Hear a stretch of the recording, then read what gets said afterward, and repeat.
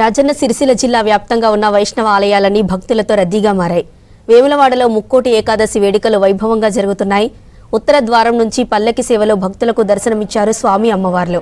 స్థానిక భీమేశ్వర స్వామి ఆలయంలో శ్రీ పార్వతి రాజరాజేశ్వర స్వామి, శ్రీ లక్ష్మీ అనంత పద్మనాభ స్వామి ఉత్సవమూర్తులను పెద్ద సేవపై ఆలయం చుట్టూ ప్రదక్షిణ చేయించారు అర్చకులు. రాష్ట్ర ప్రభుత్వ ఆది శ్రీనివాస్ స్వామివారిని దర్శించుకుని ప్రత్యేక పూజలు చేశారు. అటు రాజన్న ప్రధాన ఆలయంలో ముక్కోటి ఏకాదశి వేడుకలు వైభవంగా జరిగాయి.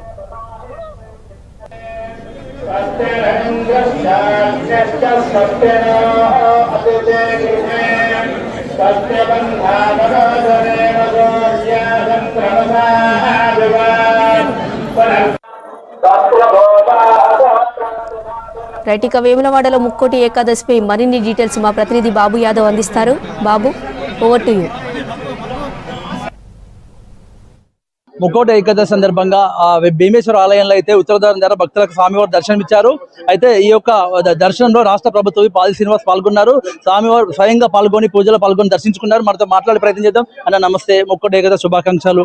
స్వామివారిని ఏం కోరుకున్నారు ముక్కోటి ఏకాదశి సందర్భంగా? ముక్కోటి ఏకాదశి పర్వ సందర్భంగా భక్తులకు ప్రజలందరికీ మా వైపు నుంచి శుభాకాంక్షలు తెలియజేస్తూ, దక్షిణ కాశీగా పేరుగాంచినటువంటి శ్రీ రాజరాజేశ్వర సన్నిధిలో హరిహర క్షేత్రంగా పిలువబడినటువంటి వేములవాడ సన్నిధిలో ఈరోజు రాష్ట్ర ప్రభుత్వ పక్షాన దేవాదాయ శాఖ ఆధ్వర్యంలో వేములవాడ రాజన్న ఆలయ విస్తీర్ణ పనులు గౌరవ ముఖ్యమంత్రి రేవంత్ రెడ్డి గారి నాయకత్వంలో జరుగుతున్న సందర్భంగా ఏకాంతంగా స్వామివారి సన్నిధిలో వైకుంఠ దర్శనము, ఉత్తర ద్వార దర్శనం సంబంధించినటువంటివి బ్రాహ్మణోత్తముల మధ్య జరపడం జరిగింది. భీమేశ్వర ఆలయంలో భక్తోత్సవం, భక్తులు వచ్చేటువంటి అందరికీ కూడా ఉత్తర ద్వార దర్శనాన్ని కల్పించడం జరిగింది. ప్రధానంగా హరిహర క్షేత్రంగా పిలువబడేటువంటి ఈ సన్నిధిలో ఓవైపు పార్వతీ పరమేశ్వరుడు రాజరాజేశ్వరి స్వామి, అదేవిధంగా మరోవైపు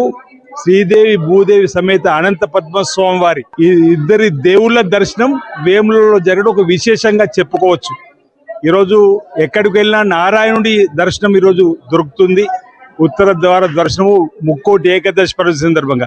కానీ ఇక్కడ భీమేశ్వర ఆలయంలో ఉత్తర ద్వార దర్శనంలో ఇద్దరు స్వాములను దర్శించుకునే భాగ్యం ఇక్కడ ఉన్నటువంటి భక్తులకు కలగడం ఆనందదాయకంగా ఉంది, శుభదాయకంగా ఉంది.